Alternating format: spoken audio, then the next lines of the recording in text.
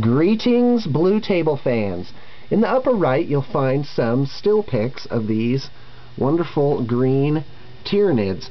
I've nicknamed them the Salsa Verde Nids because if you don't have a hankering for some Mexican food after these guys, I don't know what'll get you there. So here's some commentary on painting Nids in general. I get asked this a lot. Nids have two basic areas to them. They have the carapace, and then they have the fleshy areas. There is a third area, which is the interior parts of the fleshy areas, like this barb strangler sac, and also the inner parts of the toxin sacs. And also you find these slits for where their musculature is showing through, like here on this guy's arm.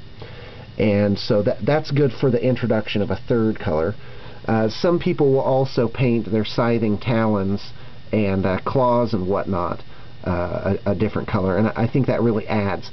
Now, what you want here, and I would say this is true of most models, is a contrast. You can have a light-dark contrast. Here we have a darker green and a lighter flesh color, and they show up better that way. It's more of a stark difference between the two areas. Now, another thing to consider is a warm-cold contrast.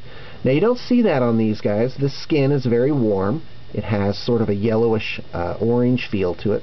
Certainly this interior accent color is very warm. That's like an orange skin type of thing.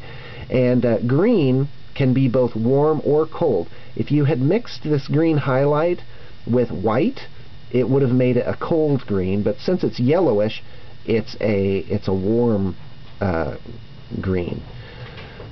So you have light-dark contrast, warm and warm-cold contrast, both of which, well, only light-dark really exists on these guys. Now, in terms of gameplay, I think zoanthropes really are your best bet for packing a punch. You get 3 of them per heavy support choice. They're really fabulous models. They can't take table corners or objectives, which is a real downside, but they do give some very good punch to the mid-range Tyranid game.